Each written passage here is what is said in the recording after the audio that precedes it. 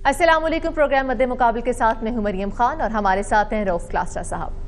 तो प्रोग्राम के टॉपिक शामिल करते हुए बात करेंगे आज हुकूमत की 26वीं आईनी तरामीम कराने की तैयारियां मुकम्मल कर ली गई हैं। कौमी असम्बली का इजलास 17 अक्टूबर को तलब करने के लिए हवाले से तैयारियां की जा रही हैं। नवाज शरीफ ने बिलावल भुट्टो, मौलाना फजलुर रहमान को अशाये पर मदऊ कर लिया है। मामलात तय पा चुके हैं और इसके अलावा बताते चले कि आईनी तरमीम से मुतल्लिक मौलाना ने बड़ा दावा कर दिया है।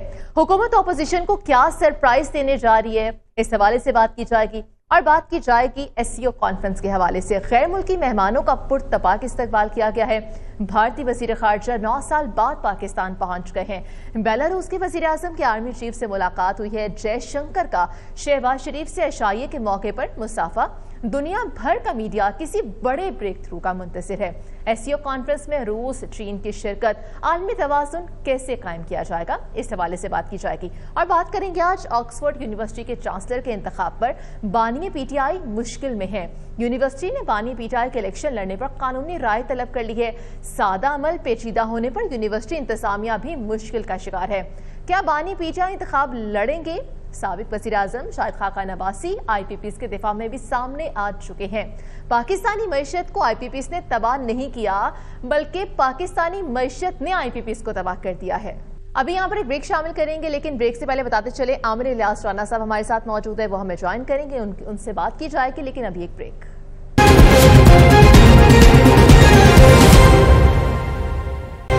Welcome back. प्रोग्राम का दोबारा से आगाज करते हैं। हमारे साथ आमिर इलियास राना साहब मौजूद हैं, सीनियर तज्जियाकार हैं। आमिर इलियास राना साहब, वेरी वार्म वेलकम। आपने शो के लिए टाइम निकाला।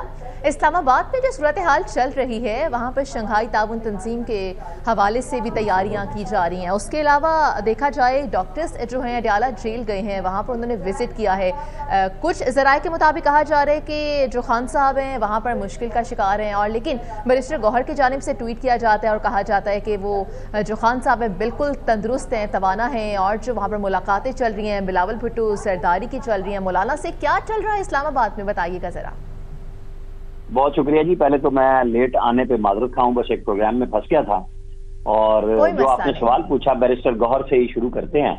वो जैसे ही ट्वीट आया तो वो रऊफ क्लास्टर साहब जो बात करते हैं ना कि हमारे सराइकी में कहते हैं, मैं कहा इसकी तो गई खुद, अब इसकी ऐसी की तैसी फेरेंगे सारे के सारे। और वही मैंने देखा।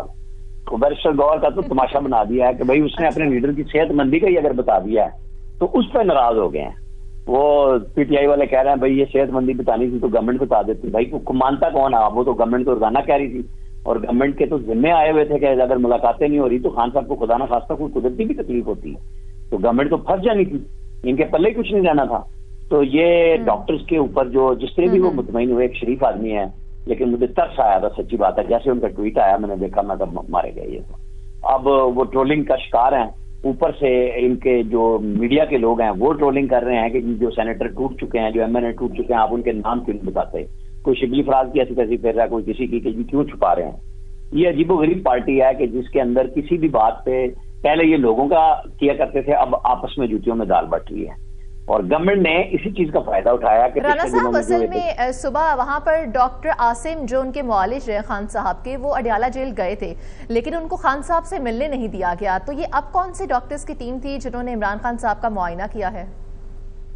देखें, बज़ाहिर तो ये जो पिम्स है Pakistan institute of medical sciences, उन्हीं के डॉक्टर होने चाहिए, लेकिन मुतमईन होना बैरिस्टर गौहर का असल बात वो है कि डॉक्टर्स कोई भी हो। आसिम साहब को तो मेरे जो रिपोर्टर है इमरान असगर, उन्होंने कहा था तो उनसे पूछा गया था कि जी आप डॉक्टर हैं, आप CEO हैं शौकत खानम के, तो कोई कार्ड भी होगा, स्वयं शनाख्ती कार्ड के, उनके पास कुछ नहीं था। पहले बहाने गवर्नमेंट ने किए और कामयाब रही कि उनको नहीं मिलने दिया। मिला देते तो कोई बुरी बात नहीं थी। जाहिर है इमरान खान का मैसेज ही आना था, जो गवर्नमेंट की मंशा है कि वो ना आए, इसीलिए तो ये सारा सब कुछ किया। और फिर अब आईनी तरमीम के लिए फौरी तौर पर जो पहले से एक्सपेक्टेड था 17 तारीख वाला मामला, तो मौलाना फजलुर रहमान ने PTI को भी एंगेज किया और बहुत अच्छे अंदाज से किया। अब कल PTI नहीं जा रही स्पेशल कमेटी की मीटिंग में, और परसों कैबिनेट भी है, सेशन भी है, और शायद कल मियां नवाज शरीफ से मौलाना फजलुर रहमान की मुलाकात भी है। मुझे तो 70% से ज्यादा है कि वो माने हुए हैं इन तरामीम पे। वो जो भी पैकेज उनका तय पाएगा, मैं आईनी पैकेज की बात कर रहा हूँ, मैं दूसरे पैकेज की बात नहीं कर रहा खुदा ना खास्ता मौलाना के लिए, तो वो सियासी तौर पर जो भी ले दे उनकी होनी है, आपस में सौदेबाजी होनी है, वो हो रही है। और उनको बता दिया गया कि हमारे पास सेनेटर्स पूरे हैं, हमारे पास MNA पूरे हैं आपके अलावा। और हम आपको साथ लेके चलना चाहते हैं। और स्ट्रीट एजुकेशन में गवर्नमेंट की बड़ी ख्वाहिश है कि अगर कुछ आगे होना भी है तो मौलाना फजलुर रहमान पीटीआई के साथ ना खड़े हों। अब ये मौलाना फजलुर रहमान ने तय करना है, उन्हें अपने वर्करों को लीडर संभाल लेते हैं, क्योंकि वर्कर जो हैं वो लीडर के साथ चलते हैं। तो जो मौलाना साहब कह रहे हैं कि अगर आईनी तरमीम मंजूर होगी तो सिर्फ हमारे मुसव्वदे पर ही मंजूर होगी, वो क्या बात कर रहे हैं?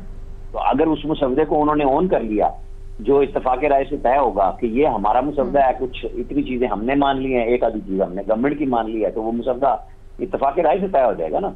क्योंकि इसके बगैर तो आईनी तरमीम गवर्नमेंट भी नहीं चाह रही। कि वो हर सूरत में ख्वाहिश रखते हैं कि मौलाना फजलुर रहमान, उनके वोटर्स 8 MNA और 5 सेनेटर वो जरूर वोट दें, लेकिन उन्होंने अपने इंतजाम पूरे किए हैं गवर्नमेंट ने, जो गवर्नमेंट के करीबी हल्के जिनसे बात हो रही है।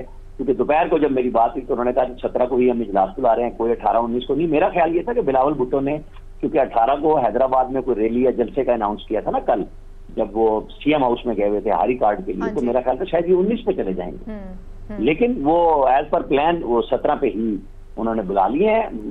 थोड़ी देर में बाकायदा तौर पे आ जाएंगे उनकी इतलात, लेकिन वो प्लानिंग उनकी यही है कि बस अब 17 साहब इस पे आते हैं। जरा ये अहम इशू है जिसकी आप बातें कर रहे हैं सर, थोड़ा सा पहले उस पर कर लेते हैं। ये पीटीआई के हवाले से कि बैरिस्टर गौहर साहब ने उन्होंने जो ट्वीट किया है सर, उसके बाद उन पर तनकीद शुरू हो गई, उनकी पार्टी नाराज़ हो गई। और मेरे लिए थोड़ी सी हैरानी की बात है कि इनको तो खुश होना चाहिए था कि बैरिस्टर गौहर कह रहे हैं कि जनाब खान साहब तंदुरुस्त हैं, सेहतमंद हैं, 1 घंटा उन्होंने वर्जिश की है, यानी इज़ फाइन अल्हम्दुलिल्लाह, जो जहाँ पे र्यूमर्स और जो अफवाहें फैलाई जा रही थी। तो ये नाराज़ हो गए हैं सारे पीटीआई वाले कि खान साहब के बारे में ये क्यों कहा है कि वो तंदुरुस्त हैं और डॉक्टर्स ने उनका मुआयना किया, is fit and is doing exercise. ये मतलब मेरे लिए एक बड़ी हैरानी की बात है। इन्हें तो मिठाई बांटनी चाहिए थी, खुशी नवाफिल पढ़ने चाहिए थे कि खान साहब अल्हम्दुलिल्लाह ठीक हैं, फ़ाइन है। ये तो पूरी पीटीआई नाराज़ हो गया कि तुम आपने ये ट्वीट क्यों किया कि खान साहब ठीक हैं, आप तो हुकूमत के साथ मिल गए, आपने तो सारा डिफ्यूज़ कर दिया जो जहाँ पे एक पैनिक और क्यास बना हुआ था। सर मैं तो अभी ये क्या कहता हूँ सवाल के जवाब में कि मैं कहा बैरिस्टर गौहर ने जैसे ट्वीट किया, मैं कहा इनकी खुट गई, इनकी तो ऐसी तैसी फेरेंगे, और वो फेर रहे हैं। और यही बात कर रहा हूँ कि भाई सेहत पे खुशी मनाए, धमाल डाले कि इतने दिनों से आपने इतना गुस्सा किया हुआ था कि पता नहीं खान साहब के साथ क्या हो गया। और खान साहब ने जो अपने वर्करों की गिरफ्तारी पे समेत शेख रशीद के उनके बारे में और शहबाज गिल के बारे में कहा था कि पता नहीं क्या क्या हो रहा है, इन लोगों ने इमरान खान के ऊपर डाल दी थी कि पता नहीं उनके साथ क्या हो रहा है। तो ये तो अल्हम्दुलिल्लाह एक अच्छी सलाह है गवर्नमेंट के लिए। तो ये सबसे अच्छा काम चेयरमैन बैरिस्टर गौहर ने कर दिया कि वो मुतमईन हो गए। उस पर बड़े लीडर्स इनके बात कर रहे हैं कि भाई आप क्यों सरकारी बयानियां जारी कर रहे हैं ट्वीट करके। तो मुझे नहीं समझ आई वाकई ये बात कि भाई अगर वो मुतमईन हुए हैं तो उन्होंने किया ना। नहीं, खान साहब ने किस तरह का अपना वर्कर उन्होंने वो ट्रेन कर दिया या उनकी पार्टी ने ट्रेन कर दिया, जो खान साहब की सेहत की खबरों पर, उनके तंदुरुस्त होने पर वो मतलब अफसरदा हो जाते हैं और नाराज़ हो जाते हैं, रोना शुरू कर देते हैं कि ये क्यों हमें बताया है हमारे पार्टी चेयरमैन ने कि खान साहब ठीक हैं। मतलब अब ये ट्रेनिंग हो चुकी है हमारे यहाँ ये मुआशरे में कि एक पॉलिटिकल स्कोरिंग के लिए, एक पॉइंट बनाने के लिए, कि वो कहते नहीं आपको ये बताना चाहिए खुदा न खासा खान साहब को कुछ हो गया, लिहाजा फिर ही हम आपसे मुतमिन होते। मतलब आई एम शॉक्ड, मैंने देखी हैं चीज़ें ये कि आपको तो मतलब खुश होना चाहिए था। ये मतलब ये पहली दफ़ा मैं वरीड हुआ हूँ ये चीज़ें देख के, हमारी सोसाइटी में कितनी सिकनेस और कितनी सैडिज्म आ गया है कि अपने लीडर की वो सेहत की खबर सुन के परेशान हो गए कि ये हमें क्यों बताया अभी उन्होंने गौहर साहब ने। तो भाई आपको कोरोना की मिसाल देता हूँ, मुझे पीछे थोड़ा सा जाना पड़ेगा सर। डॉक्टर तौकीर शाह को आजम खान साहब ने कहा कि हम आपको एडिशनल सेक्रेटरी हेल्थ इंचार्ज लगा रहे हैं। डॉक्टर तौकीर ने कहा देखें मेरे ऊपर इल्जाम है मॉडल टाउन वाला, इल्जाम है मुझ पे FIR में नाम नहीं डाला डॉक्टर पहलू कादरी ने, PTI ने, किसी ने, और जो 22A की भी हुई है उसमें भी मेरा नाम नहीं है। लेकिन मुझ पे इतना तबर्रा किया गया है तो आप खान साहब से दोबारा बात कर लें, क्योंकि आपका सोशल मीडिया आपको नहीं चलना देगा। उन्होंने बात की, उन्होंने कहा कि खान साहब ने कहा है कि बिल्कुल ठीक है, अगर आजम तुम कह रहे हो कि ये बंदा परफेक्ट है, इसको हम लगाएंगे। उनको लगा दिया क्या, 2.5 दिन बाद उनको मैसेज आया कि सर हम आपको फारिग कर रहे हैं, क्योंकि वजीर आजम समझते हैं कि वो सोशल मीडिया का मुकाबला नहीं कर पाए। ये मैं आपको अब चंद साल पीछे लेके गया हूँ। उसके बाद तो सोशल मीडिया कहाँ चला गया है, जो उस वक्त एक फौजी अफसर इस प्रोग्राम में, क्योंकि ये ब्रेन चाइल्ड NCOC जो था वो डॉक्टर तौकीर शाह का था, क्योंकि MBBS डॉक्टर हैं, उन्होंने जो इन्फ्लुएंजा स्पेन में फैला था क्या, उससे वो लेके कि कितने देहात सफाई हस्ती से वहां फौरन बिक गए थे, ये प्लान किया था कि हमें इस तरह का काम करना चाहिए। उन्होंने कहा कि मैं 26 साल की मिलिट्री सर्विस में मैं इतना अच्छा अफसर नहीं देखा। वो मिलिट्री ऑपरेशंस में थे, उन्होंने कहा कि ये काम हमारा होता है कि फौरन कैसे आपने बनाना है हंगामी बुनियादों पे, लेकिन इमरान खान नहीं माने। तो इमरान खान ने जो तैयार किया है वही आज उनके सामने। मतलब हम ये समझे राना साहब कि सोशल मीडिया एक मास्टर बन चुका है सर, एक जिन बन चुका है। अब वो किसी को भी खा जाएगा, अपने क्रिएटर को भी खा जाएगा, जिसने उसको तख्लीक किया अब उसकी भी खैर नहीं। इस पर तो फिल्में खैर फ्रैंकेनस्टाइन, इस पर मास्टर के हवाले से मूवीज़ भी बनी हुई हैं ये सारी, कि जो लोग आपको क्रिएट करते हैं फिर आप अल्टीमेटली उन्हीं को खा जाते होते हैं। ये तो पीटीआई बड़े बुरे तरीके से अपने ही ये टूल्स के हाथों ये हो रही है, नुकसान उठा रही है कि इनके अपने लीडर जो उनकी इज्जत महफूज नहीं है। बल्कि थोड़ी सी बात वो लंबी हो जाएगी। मैं सलमान अकरम राजा साहब को सुन रहा था, वो भी ये बात कह रहे थे, उन्होंने जनाब हमने कोई सोशल मीडिया या यूट्यूबर या इन्फ्लुएंसर को सुन के पॉलिसीज तो नहीं बनानी। उनको गाली गलौज शुरू हो गई। शेर अफजल मरवा साहब ने कहा था, अगर आपको याद होगा, कि सोशल मीडिया वाले जो है ना हमारे बाप बनने की कोशिश ना करें, मतलब है जो वर्कर जो है हमें पता है कि पॉलिटिक्स कैसे करनी है। उनको माफ़ी मांगनी पड़ गई। अब तो किसी शरीफ आदमी की इज्जत तो नहीं बच गई, पीटीआई के अपने अंदर नहीं बच गई सर, बाकी को तो छोड़ दो। खान साहब के आज मतलब सेहत की खबरों पे उनके अंदर एक मातम हो रहा है सर, और वो अफसुर्दा हैं, अफसोस है कि ये क्यों किया आपने। मतलब मेरे लिए ये नई चीज़ है सर। ये आप और हम जो बात कर रहे हैं इसके बाद हमारे साथ तो रोजाना की बुनियाद पे होता है। हम तो फेस करते हैं सर, टाइम के वही कह रहा हूँ ना, मतलब यही मैं कह रहा हूँ कि भाई ये काम अब हो गया हुआ है। ये पीटीआई में जो जुतियों में दाल बट रही है कि जनाब वो अमाद अजहर और गंडापुर साहब की जो गुफ्तगू आ रही है सामने, मैं भी इस प्रोग्राम में था और उसमें वो उस कमेटी में शामिल थे एक साहब।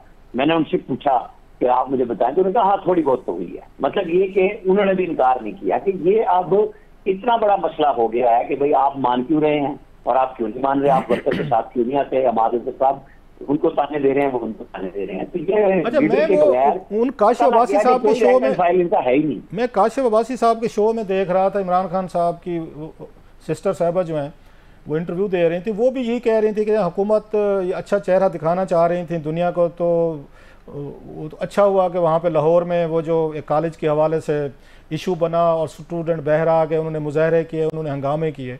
अब बात तो यहाँ तक पहुँच गई है कि वो लोग जो हैं वो इस बात से भी वो थोड़ा सा वरीड हैं कि मुल्क का अच्छा इमेज या अच्छा तौर क्यों जाएगा इस मौके पे जब यहाँ पे ऐसी हो रही है। देखिए ये वही बात हो रही है कि इन्होंने जो बोया वो काटने पर मजबूर हैं। यानी वो इस बात पे भी खुश हैं कि चाहे वो बच्ची के साथ कुछ नहीं हुआ, अभी तो खैर वो उसकी फॉरेंसिक हो रही है और चीजें रिपोर्ट भी चीफ मिनिस्टर ने कह दिया है, लेकिन क्या ये जरूरी है कि हंगामा ही होना जरूरी था एससीओ पे? जो मैंने भी उनकी गुफ्तगू सुनी मैडम की, जो बात काशिफ अब्बासी के प्रोग्राम में वो कर रही थी, मतलब ये था कि अगर यहाँ नहीं हुआ तो वहां हो गया, देख लो तुम्हारे साथ होना था। मतलब ये माशरे पे हम कहाँ जा रहे हैं, हम माशरे को लेके कहाँ जा रहे हैं? हमारी लीडरशिप जिनको लोग सुनना चाहते हैं, जिनको देखना चाह रहे हैं, वो सारे अनारकी फैलाने पे लग गए हैं। ये अनारकी से कम तो काम नहीं है ना मामला जितना। तो आप फिर चले, ये तो जो कुछ हो रहा है, तो आपको लगता है कि हुकूमत ने ट्रिक किया है? और कुछ मुझे अभी मैसेज आया हुआ था, कोई देख रहे थे शो, उन्होंने जनाब हमें इस बात पे था कि ये जो डॉक्टर साहब होने चाहिए, खान साहब का चेकअप करें, वो उनके एतमाद के होने चाहिए, ताकि हुकूमत पे इल्ज़ाम लगता है ये टेम्पर कर लेते हैं, ये फजिंग कर लेते हैं, रिपोर्ट्स बदल देते हैं, तो इन पे एतबार नहीं। हमें पीम्स के डॉक्टर्स पे एतबार नहीं था, हमें खान साहब के कोई ज़ाती मॉलेज पे एतमाद था, हम तो ये डिमांड कर रहे थे। तो वो हमारी नहीं मानी गई और इन्होंने मान ली, ये बैरिस्टर गौहर साहब ने कंपनी, लिहाजा इन पर तनकीद आ रही है। तो आप इस पर क्या कहते हैं? हुकूमत ने वाकई ट्रिक कर लिया, इनके साथ चलाकी कर ली है? पता नहीं ट्रैप हुए हैं कि नहीं हुए, जो भी चलाको मासी बने हैं नहीं बने, मुझे ये बताएं कि वो चेयरमैन भी तो अपॉइंटेड इमरान खान के ही है ना, तो डॉक्टर को नए आ जाने से, कोई और आ जाने से, मतलब किसी पे तो एतमाद करना है ना। सलमान अकरम राजा को जनरल सेक्रेटरी इमरान खान ने बनाया, वो भी कल बात कर रहे थे कि हमें किससे डरनी है। मुझे इजाजत है, मैं दो साफियों के आज के दो ट्वीट्स पे बात करूंगा छोटी सी, ताकि वो जो कॉलेज पे या दूसरी हम बातें करते रहते हैं जी। वो तनकीद कर रहे थे डॉक्टर मोहित पीरजादा कि यहाँ बैठे हुए लोग ये हैं, कंप्रोमाइज में फला है। तो अजमल जामी ने कहा कि हुजूर पे तशरीफ ले आए ना, ये सियासी क़यादत के भी हो रहा है और जो हामी और मुखालफत में मौजूद है वो भी यही कुछ कर रहे हैं। आप देखें बहस कहाँ चली गई उनकी, कि जो लोग बाहर बैठे हैं वो समझते हैं कि ये फारिग हैं पाकिस्तान के अंदर मौजूद और ये आके कुर्बानियां दें, गिरफ्तार हों। अब वो सलमान साहब ये बताएं, इसमें क्या हर्ज थी अगर चले पीम्स के डॉक्टर भी साथ होते और साथ में एक खान साहब के एतमाद के डॉक्टरों को भी शामिल कर लिया जाता? पैनल ही बनना था। तो 3-4 अगर आपने अपने रख लिए हैं वो ठीक है, अगेन वो भी सरकारी डॉक्टर हैं, ऑनरेबल लोग हैं सारे, और इतने बड़े मामले में उन्होंने कोई टेम्परिंग नहीं करनी। मैं नहीं मानता कि पीम्स के डॉक्टर जो हैं इस मामले में हुकूमत की मान के रिपोर्टें अच्छी बुरी दे देंगे। तो एक डॉक्टर उनका खान साहब के भी या उनकी पार्टी के मर्जी का भी रख लेते ताकि ट्रांसपेरेंसी रहती, बातें ना होती। सर चले मैं इस पे इस तरह कह सकता हूँ कि जी कर लेना चाहिए था। और उनको जमाइमा गोल्डस्मिथ की जानिब से ट्वीट भी किया कि इंस्टाग्राम पे पोस्ट शेयर की गई है, उनकी जानिब से कहा गया है कि उनकी जो इलेक्ट्रिसिटी है वहाँ की बंद कर दी गई है और 10 सितंबर से उनके बच्चों से उनका राब्ता नहीं करवाया जा रहा, बहुत बुरे हालात में है। क्या इस बात का उससे कोई ताल्लुक है? इस वजह से कहा जा रहा है कि उनकी तबीयत ठीक नहीं है और जानबूझ के कहा जा रहा है? हम पहले भी तो यही बात कर रहे थे ना मुसलसल कि ये बाकायदा ट्रोलिंग हो रही है। और इमरान खान जो अपने लीडर्स के बारे में कहते थे, जो पकड़े जाते थे, वो इमरान खान पे अपने पे लागू हो गया। अब बताएं, जमाइमा साहिबा ने अपने बच्चों के वाले से कहा तो उन्होंने ये क्यों नहीं कह दिया कि मेरे बच्चे जहाज में बैठ चुके हैं और वो मिलने आ रहे हैं और मैं मुतमईन नहीं होंगी जब तक बच्चों को खान साहब से नहीं मिलाया जाएगा? ये क्यों नहीं कह दिया उन्होंने? फिर अगर बहस बराए बहस है तो फिर तो सारे जवाब आएंगे ना। फिर चेयरमैन ने जब कह दिया कि वो ठीक है तो फिर जमाइमा को तो जवाब मिल गया ना, घर से ही पार्टी के चेयरमैन ने दे दिया जो इमरान खान ने बनाया हुआ। अब ये जवाब हम ढूंढते ही रहेंगे, बहस चलती रहेगी, क्योंकि मानना किसी ने भी नहीं है। गवर्नमेंट ने जो तय किया था, गवर्नमेंट ने वो कर दिया कि हम खान साहब का मैसेज इतने दिन बाहर नहीं आने देंगे। वो तो कल भी ये कह रहे थे उनके लोग कि हमने 6 दिन बंद किया है तो पता लग गया कि क्या पोजीशन बनी है। और यहाँ इतनी रियायत मिली भी थी कि हर रोज एक बयानिया जेल से ही आ रहा था और उसके ऊपर ट्रेंड चल रहे थे और लोग कहते हैं कि जी इमरान खान जो कह रहे हैं वो कर रहे हैं। तो अब आप देख लें कि इनकी हालत क्या है। मतलब दोनों तरफ से सख्ती की इंतहा है, ना खान साहब पीछे हटे हैं तो ना गवर्नमेंट हटी है। गवर्नमेंट की जो खास लोग हैं वो बिल्कुल उसकी मॉनिटरिंग कर रहे हैं, चीजें चेक हुई हैं। जेल के अंदर जो सहूलतें थी, जहां पे वो जनरल साहब जो फील्ड जनरल कोर्ट मार्शल जिनका हो रहा है, वो कहते हैं नहीं सियासत से ज्यादा वो नेशनल सिक्योरिटी कंप्रोमाइज हुई खड़ी है। वो अब मामला बहुत आगे जा चुके हैं, उनके ऊपर वो बोल नहीं रहे हैं, चीजें कब आती हैं, वरना तो जो जानने वाले हैं राणा साहब एक बात बताएं, कोर्ट मार्शल हो तो 15 दिन में आ जाता है सामने। एक बात बताएं, पीटीआई के अंदर बड़ी तेजी से हम देख रहे हैं कि कुछ लोगों ने हौसला पकड़ना शुरू कर दिया है। पहले वो नहीं बात करते थे, डिफर नहीं करते थे, खान साहब की बात हो, पार्टी का कोई फैसला हो, अब उन्होंने ओपनली बातें करना शुरू कर दी। जैसे हामिद, उनको देखा, हामिद खान साहब ने कहा जनाब कि ये 15 अक्टूबर वाला धरना हंगामा नहीं होना चाहिए। अली मोहम्मद खान साहब ने कहा ये नहीं होना चाहिए। सलमान अकरम राजा साहब ने कहा नहीं होना चाहिए। No, they are the key man. Even उनका भी सुन रहे थे, शायद हम गंडापुर साहब भी इसी तरह की कोई बात कह रहे थे। तो पार्टी के अंदर अब ये आवाज़ें उठना शुरू हो गई हैं। ये अच्छा, बैरिस्टर गौहर साहब ने भी ये बात की कि नहीं होनी चाहिए, पार्टी चेयरमैन थे। तो क्या करेंगे अब? किसी डिसेंट आदमी का मशवरा, किसी डिसेंट आदमी की बात नहीं सुनी जाएगी। हामिद खान से हम अगर जितने भी इख्तलाफ करें, बैरिस्टर गौहर से करें, सलमान अकरम राजा साहब से करें, डिसेंट लोग हैं, अली मोहम्मद खान साहब हैं, डिसेंट आदमी हैं, अगर इनकी बात भी नहीं सुननी और हर किसी ने इन पर तबारा पढ़ देना पार्टी के अंदर से, जनाब ये देखें ये कंप्रोमाइज्ड हैं, तो ये मिल गए हैं, तो ये फौज के एजेंसियों के फलान हैं, मतलब उनके एजेंट हैं, तो पार्टी तो फिर ये बुरे तरीके से डिवाइड, उस डिवीजन की तरफ होती जाती लग रही है सर। या लोग छोड़ना शुरू कर देंगे ऐसा ऐसा, साइड पे घर बैठ जाएंगे जैसे शफकत महमूद साहब बैठ गए थे कि भाई साहब ये तो मुझसे दंगल नहीं होते जो मुझसे आप तवक्को करते हैं। छोड़ने से ज्यादा खान साहब निकाल सकते हैं। ये अभी जरा उनकी पाबंदी खत्म हो, अच्छा, और फिर वो फैसले करेंगे कि भाई ये मैंने तुम लोगों को इसलिए तो नहीं बनाया था कि तुम लोग मेरे फैसले को जो बताया गया था कि एहतजाज कंटिन्यू करना, तुम कैसे पीछे हट गए।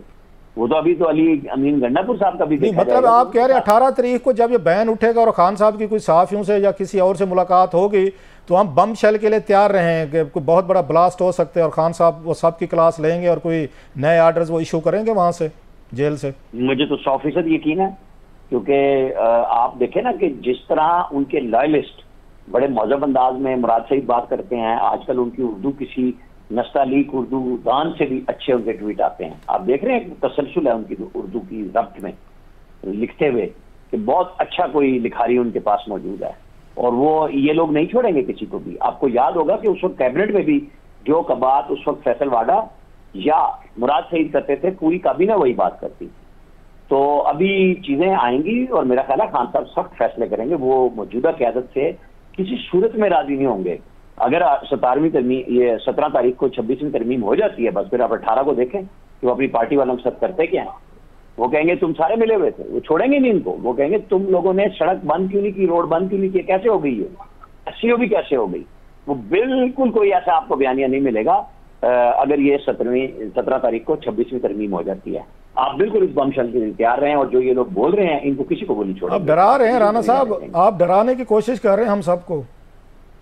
हम सब तो सिर्फ देखेंगे, हमें तो तजजिए पे है अपना कि हम तो तजजिया ही कर सकते हैं ना कि खान साहब किस तरह के फैसले करते हैं, कौन से लोगों को वो पसंद करते हैं। तो वो सारे लोग जो खामोश हो गए या खामोश करा दिए गए, जिनको वो समझेंगे कि ये वाकई एक्चुअली इनको पकड़ा गया और ये चुप हुए, वो अलग बात होगी। और जो लोग मसलियतन साइड पे हुए, उनके लिए तो पार्टी में कोई जगह नहीं होगी। इनकी अपनी पार्टी का सोशल मीडिया विंग नहीं छोड़ेगा उनको, वो सारे चीजें खान साहब तक वो लोग पहुंचाएंगे, क्योंकि आपस में बड़ी डिवीजन है। लेकिन आपको लगता नहीं है कि लोग भी अब पार्टी के अंदर लोग भी थोड़े से थिक स्किन हो जाते हैं? वो मतलब सोशल मीडिया की पहले बड़ी केयर होती थी, कोई उनको बात कहा जाता, जुमला कोई गाली गलौज, तो लोग थोड़े सेंसिटिव होते थे। ऐसा ऐसा जैसे उन्होंने चर्चिल ने कहा था ना, उन्होंने प्राइम मिनिस्टर ये यूके ने या ब्रिटेन ने, कि भाई सब सियासत में आना है तो मोटी खाल होनी चाहिए, थिक स्किन होना चाहिए। ये उनका बाकायदा कोट है, बड़ा मशहूर है ज़माना, कि आप पे तनकीद आ रही है, गाली गलोच इधर उधर, तो उसकी परवाह नहीं करनी, अगर करनी है तो घर बैठे फिर आप। तो आपको लगता नहीं है कि इतनी बड़ी तनकीद के बाद सोशल मीडिया का जो कुछ करता है यहाँ पे पाकिस्तान में, तो लोग भी थिक स्किन हो गए, बस ठीक है, पहले उनको शायद असर होता होगा, ऐसा ऐसा वो भी आती होते जाएंगे कि ये अगेन ये न्यू नॉर्मल है, होता है अभी पाकिस्तान में। तो इसीलिए तो उसने कहा है सलमान अकरम राजा ने, उन्होंने मैं नहीं केयर करता मेरे बारे में क्या कहता है यहाँ पे ट्विटर सोशल मीडिया, मैं तो वही कहूँगा जो बात मुझे कहनी चाहिए। तो लोग तो ऐसा ऐसा पीटीए के सोशल मीडिया से भी बागी होते जा रहे हैं कि भाई साहब जो करना है करते रहे, हम तो वही कहेंगे जो हमारा ख्याल है बात करनी चाहिए। सलमान अकरम राजा ने एक और बात भी कही इसके बाद, उन्होंने कहा अगर इसके बाद कुछ हुआ तो मैं खामोशी से घर बैठ जाऊंगा, मैं इस काम के लिए तो फिर मैं बैठ जाऊंगा।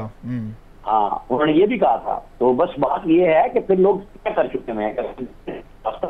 अच्छा राना साहब, एक और पर्सपेक्टिव देखते हैं, अब खान साहब का एक माइंड देखते हैं, उनकी फैमिली का देखते हैं कि खान साहब खुद 1.5 साल होने वाले जेल में हैं, उनकी बेगम साहबा बुशरा साहबा जेल में हैं, 2 बहनें अब जेल में हैं, फिर उनका भांजा हसान न्याई साहब जेल में है। चलो बंदा अपनी मुसीबत तो काट ही लेता है अकेले, ठीक है, लेकिन आपकी बेगम साहबा जेल में हूँ, बहनें जेल में हो, तो इमोशनली तौर पर तो बंदा अटैचमेंट होती है, बंदे को तकलीफ या दुख तो होता है। तो फिर खान साहब का गुस्सा, उनका रिएक्शन अपनी पार्टी पे या लोगों पे कि भाई साहब तुम क्यों कंप्रोमाइज़ करके तुमने उनके साथ डील कर ली या मान ली चीज़ें, तो how do you see that? Khan साहब का पर्सपेक्टिव अगर देखें, पूरी फैमिली जेल में है सर तकरीबन उनकी इस वक्त।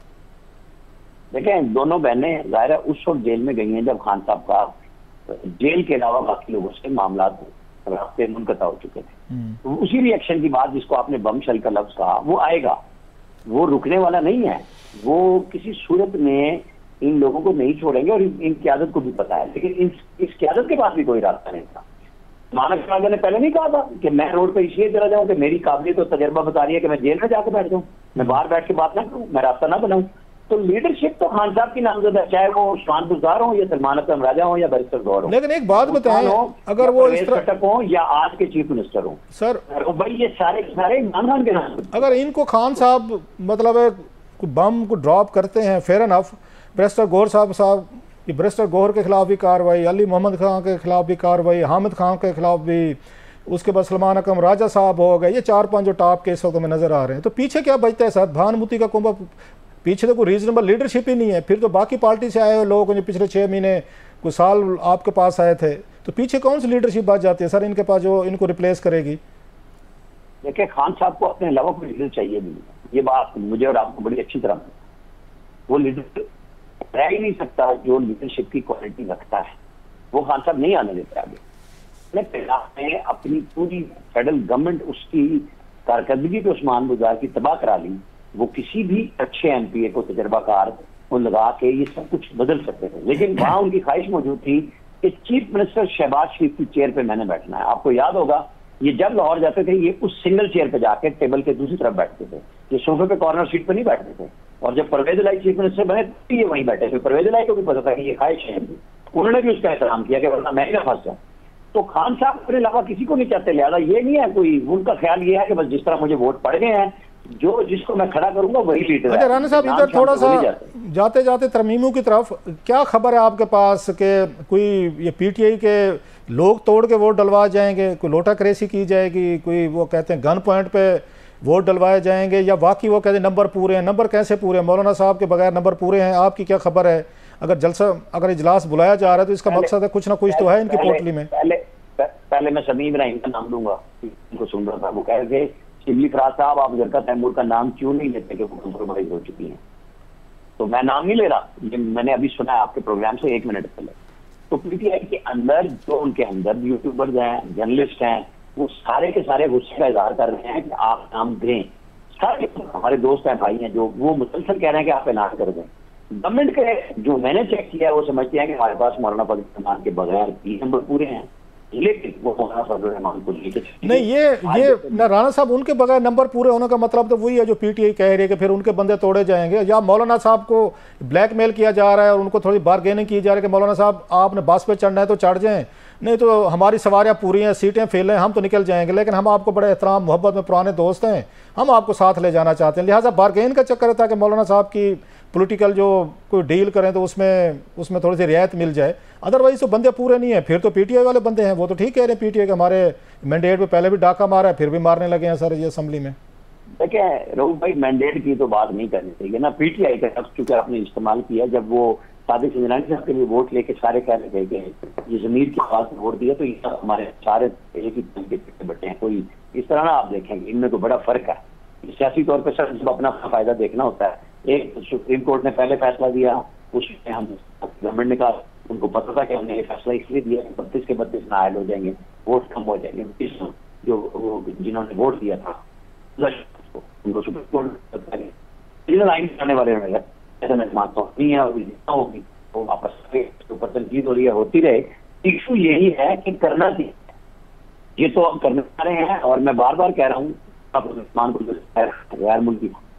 अच्छा, इसका लेकिन काजी साहब तो मैं आपकी बात कर रहा हूँ साहब, काजी साहब तो जा रहे हैं, फुल कोर्ट हो रहा है उनका, बताया जा रहा है सुप्रीम कोर्ट से, अब वो नहीं ले रहे एक्सटेंशन, वो शायद कंटिन्यू नहीं करेंगे, तो क्या नई शक्ल बनने वाली है सर सुप्रीम कोर्ट की, जो 2 सुप्रीम कोर्ट की बात हो रही है?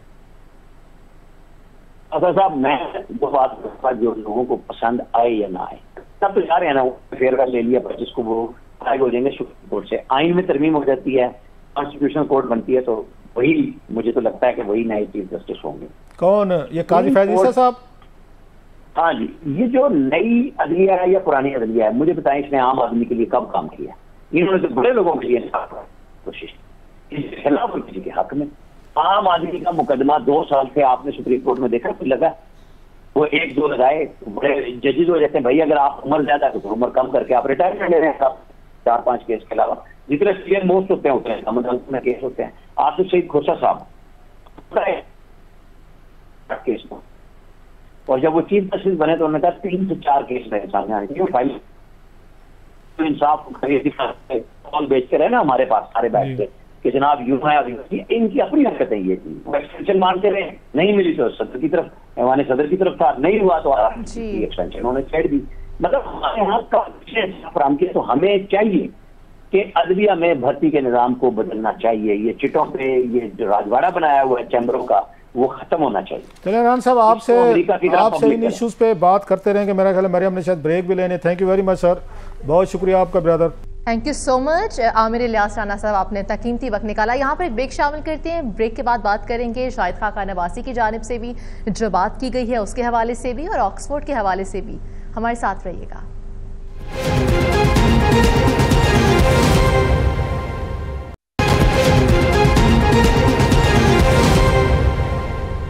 Welcome back. क्लास्टर साहब, शाहिद खाका नवासी की जानिब से एक बड़े अनोखा बयान सामने आया है, जो वो कहते हैं कि आईपीपीस ने मुल्क को नुकसान नहीं पहुंचाया बल्कि मईशत ने आईपीपीस को तबाह कर दिया है। इस हवाले से आप क्या कहना पसंद करेंगे? उनका कहने का मतलब क्या था असल में? तो शाहिद खाका नवासी साहब ने कोई हैरानी होनी तो नहीं चाहिए थी। अंदाज़ा करें इस मुल्क की इस वक्त आवाम जो है उसका हशर नशर हो गया। 60 रुपये यूनिट है आपका डोमेस्टिक, 80 रुपये आपका कमर्शियल है, और अभी मज़ीद ये बढ़ने हैं।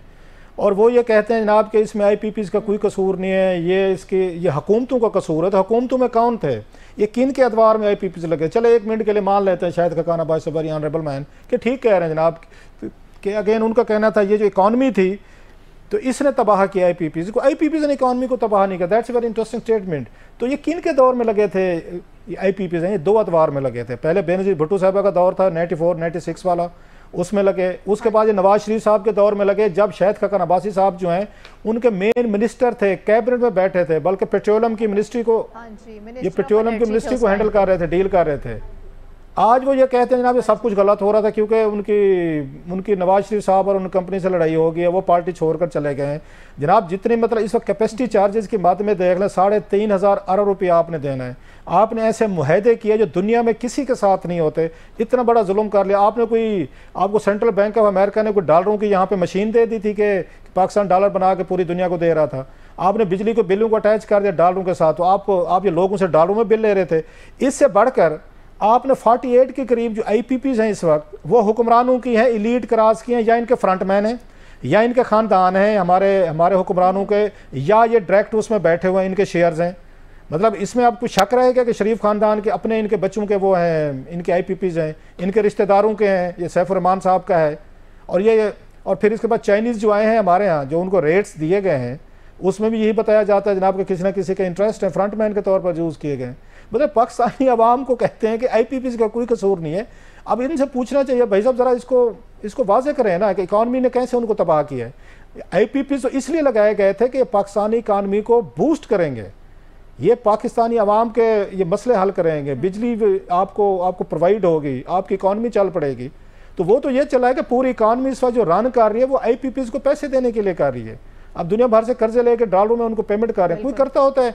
मैं ये पहले भी अपने प्रोग्राम में कह चुका हूँ कि एक दिन वहाँ ये राशिद लंगड़ियार साहब ने बताया था, सेक्रेटरी पावर थे, कि 5-6 हमने IPPs को कहा हुआ है कि आप बिजली पैदा ही ना करें, हम आपको वैसे पैसे देंगे। ये मुआहदे किए हुए हैं। ये मुआहदे किसने किए थे? ये नवाज शरीफ साहब या उनके जरदारी साहब और बेनजीर भुट्टो साहब के दौर में हुए थे। आप उसका हिस्सा थे, आप उसके कैबिनेट का हिस्सा थे। इन्होंने खुद ऐसे मुआहदे किए हुए हैं। इन्होंने ये अब्बासी साहब ने, इन्होंने वहाँ पे एक LNG का फ्लोटिंग एक टर्मिनल देना था कराची में, या ये हमने वो CNG वहाँ से खरीदनी शुरू की, LNG उधर से कतर से। उसके लिए इन्होंने 2 कंपनीज को वहाँ पे इन्होंने मुआहदे किए। उनके साथ पता क्या मुआहदा है कि रोज़ाना का $5 लाख उनको दिया जा रहा है, 15 साल तक मिलता रहेगा। वो काम करें ना करें, रोज़ के $5 लाख आज भी दिए होंगे। 2.5 लाख ये डॉलर एक को मिल रहे हैं। ये अब्बासी साहब के दौर का इनके अपनी वजारत का किया हुआ एग्रीमेंट है। और उसके बाद जितने भी लगे हैं ना वहाँ पे ये टर्मिनल लगे हैं, वो सारे फ्री में लगे हैं। तो ज़रा इनसे पूछें कि जो टर्मिनल आपने लगवाए थे वहाँ पे, जिनका $5 लाख आज भी हम दे रहे हैं डेली का, और लोकल कंपनीज हैं, पाकिस्तानी कंपनीज हैं, पेमेंट उनको डॉलरों में हो रही है। आपने अभी स्टैंडर्ड चार्टर्ड बैंक से आपने $500 मिलियन का लोन लिया है, आपने 11% पे लिया है। जरा दुनिया में मतलब सोच नहीं सकते 11%। प्रोग्राम का वक्त खत्म हो जाता है। रऊफ क्लासा साहब कल दोबारा हाजिर होंगे। आज के लिए इजाजत, अल्लाह हाफिज।